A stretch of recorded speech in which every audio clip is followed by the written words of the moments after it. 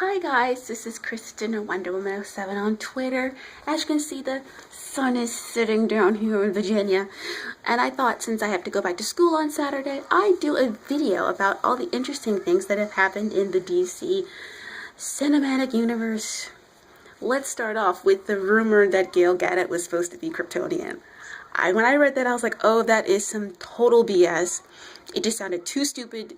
And I was like, they already know that they've already got their foot in their mouths by casting her. So why would they make it worse? So let's just be glad that she's going to be rocking the Amazonian eagle breastplate Greek armor, which would be really cool to see. Also, in Man of Steel news, we've got Bryan Cranston, aka Walter White, as Lex Luthor. Great! I was like, I kind of, as soon as I heard it, I was like, ah, because I read it's like, Bryan Cranston as Lex Luthor. I could deal with that, because every time I see him, I still see the guy from Malcolm in the Middle, and I'm just like, he's such a nice guy on that show, and Walter White's so evil. So I congratulate them when they finally just say it's real. It'll be very exciting. Everyone will be they'll get extra excited for Man of Steel. Also, Ben Affleck is going to be playing Alex Ross as Batman. I have a sweet spot for Alex Ross because I love his art and I love the fact that he uses face models and that Superman looks like the old school 50 big burly Superman. He doesn't have rippling muscles. He just looks like a big burly guy, like an old bodybuilder, and I love that. And I also think the guy who actually he uses is very old. He's an older gentleman. He's very cute, is my opinion. But I have a sweet spot for Kingdom Come because it's the first comic book I ever read in the 9th grade, which is, God knows, I can't say how long ago. I'm 25, so let's just put it that way. And what happens is that, you know, I kind of got excited because it's like they're using references to Frank Miller and they're making references to Alex Ross, which in both of those stories, Superman's with Wonder Woman. So I kind of like, I have a glimmer of hope. I hope without help that we will get Superman with Wonder Woman in the damn movie. I mean, that would make me very happy, but I'm like, it's not gonna happen. Just be glad Henry Cavill's beautiful and he can act and he does a very good job as Superman. And that I can totally ignore Lois Lane for the brief bit that she's in the movie. Yes. No offense to Amy Adams, but I like Superman with Wonder Woman. Sorry. Can't help it. Also, following in the footsteps of those news, the great one, the people's champion. If you smell what The Rock it is cooking. DC is courting The Rock to play someone in the DC universe. And I'm like, if it isn't Martian Manhunter or Lobo, I don't know. Because he can't be Black Adam because they have stated that Shazam, or the movie with Captain Marvel, is a long way away. So there's no point in casting Black Adam in a movie that he's not going to be in anytime soon. So I'm going with he's going to be Martian Manhunter. That's what my gut's telling me. I don't think they would have Lobo the main man just yet. Also the fact that they are going to possibly have Doomsday with Jason Momoa. Having Lobo there would just be too much. It'd be too much awesome in one movie. You can't handle it. Can't handle it. So I hope The Rock is going to show up as everyone's favorite shape-shifting Martian and take it from there. And also in very, very good news, which is kind of a relief, that Wonder Woman will be in the movie, but it'll be like that Black Widow, she was there. That's all I want. I don't want to see her do anything. I just want to see, like, there goes Wonder Woman. Ah, Wonder Woman, yay! And then kind of go about my business. I don't want her in the movie. I mean, Henry deserves his own movie because he did a phenomenal job as Superman in the first one. And I look forward to him being able to shine as brightly as he can since he's such a phenomenal actor. And I've loved him since Charles Brandon from The Tudors. Yes. Also, I look forward to seeing him as James Bond. Or Sarah Kouzlin when they do Dragon Age the movie. So, fingers crossed. He'll be the next James Bond. But, in other news, fan fiction. This is the one and only time I'm going to address this. I've addressed it enough. So if you people have not actually read the previous chapters in Crime of Passion, read it. Because if you read it, I kind of explain that Lois Lane is a totally different person. That Wonder Woman and Lois Lane, Superwoman, they're not the same. Actually, in canon, Lois Lane is Superwoman, not Diana. There is no Wonder Woman. They can say that she's a counterpart, but she goes by Lois Lane. So guess what that means? She's Lois Lane. I know, it's so hard. Also, in 52, which literally just happened recently in Forever Evil, Ultraman has Lois Lane cornered and he brings up the fact that Lois Lane looks an awful lot like Superwoman.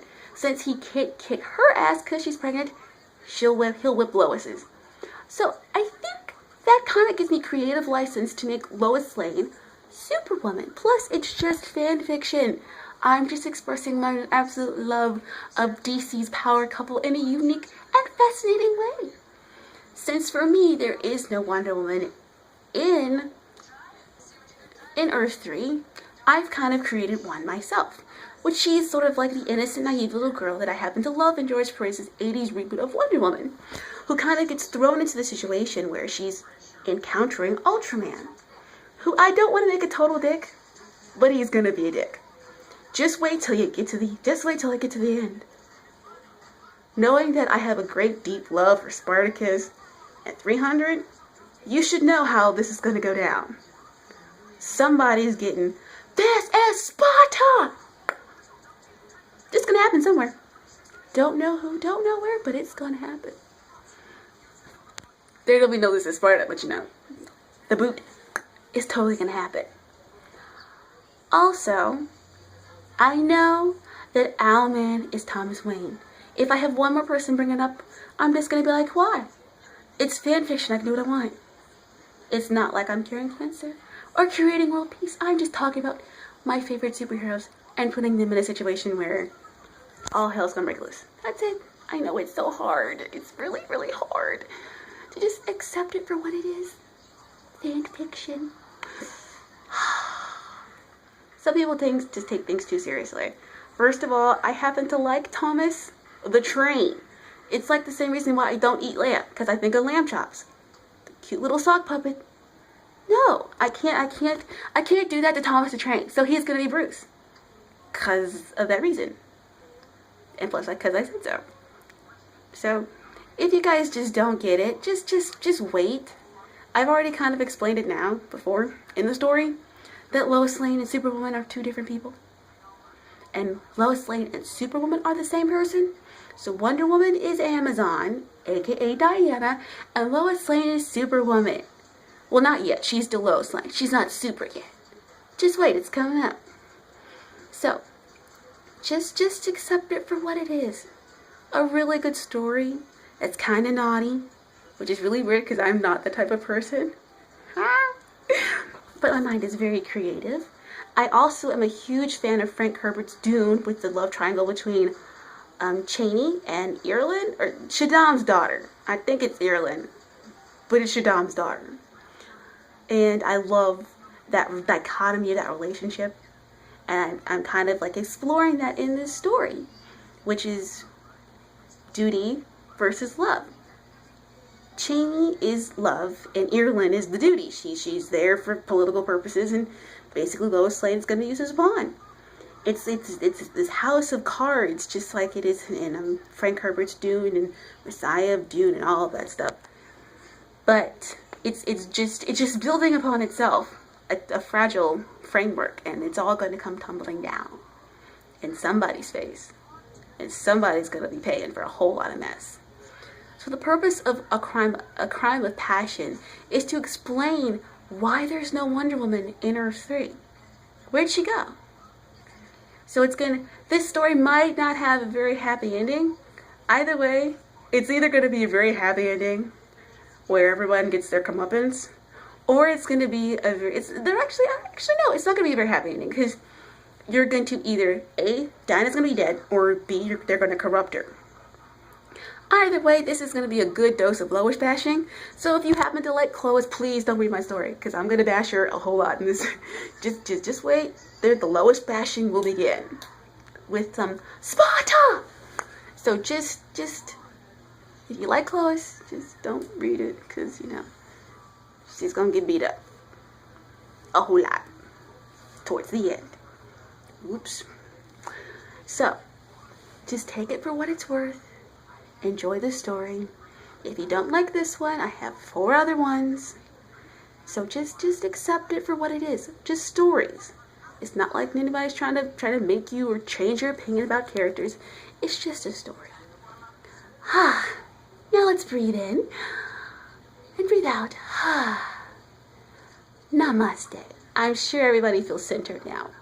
Also, in very good news about my writing, I know my grammar sucks, but I have a very unique original story in my head that I'm going to try to publish. It'll probably be on my Divan art page, because I don't know if fanfic has like an equivalent to the fanfic where you just publish original material, but it'll be on my Divan art page, and I'd like to tell you a little bit about it, since I'm a huge fan of like Lord of the Rings and Game of Thrones and Spartacus and all of these like epic books, but there are no black people except for Naevia and Spartacus, and I don't know if she's a real person. So I study, other ancient histories, just not that particular part.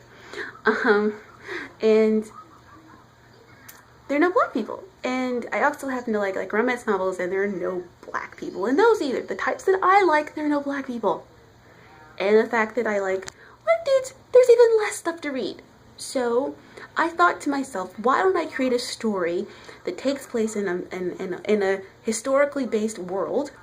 Well, historically-ish, kind of like, I compare more to like Conan. Conan's Hyboria. Old school reference, yeah. Not the movie, the actual book. The books are good. The movies, not so much, but the books are good. In a mystical world, and sort of create my own little universe where I can put myself, since I happen to use I when I write, and create a story with a strong black woman in a fantasy story where all things are possible. So I'll probably be posting a preview about that. I might actually stick it on my fanfic thing so people can see it, even though it's not officially any fanfic of anything. But it'll be most likely posted on my Divan art page. So I look forward to you guys reading it and seeing what I come up with. That would involve hellhounds, fire-breathing hellhounds, and me riding a horse bleeding from the side. So it'll be very interesting, and it's sort of like me and my friend, who like, in England, if we ever got together, it's pure insanity. We create a lot of chaos in our wake. It's awesome. And that's even sober. So this is my video. I'll probably be posting another one when Superman and Woman #4 comes out. And it'll be very exciting. And also Loki, Agent of Asgard. I am very excited about this. We got Big Boy Loki back.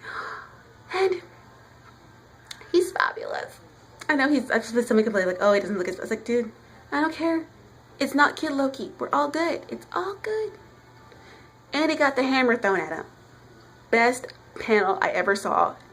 It was just amusing. Thor's just like, look, it's coming up the side, and Mjolnir, blam, falling backwards slowly. So that is what's coming up when I get to the comic shop when I get back to school. We'll be doing Superman 101 #4 and Loki, Agents of Asgard.